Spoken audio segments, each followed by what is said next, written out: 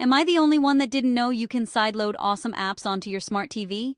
Exposing the easiest hack to stream movies for free, straight from your couch. First things first, this works best if you have an Android TV or Google TV like Sony or TCL. Got a Samsung, LG, or Roku? Skip ahead for your special tip. Ready? Connect your TV to Wi-Fi and make sure you've got at least 500 MB of free space. On your TV, go to Settings, then Apps, then Special App Access, and enable Install Unknown Apps for the Downloader app. Can't see that option?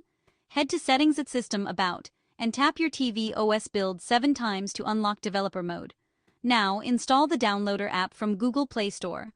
Open it, give permissions, and in the URL box, type the official Cinema HD link, cinemadapcap.com, download.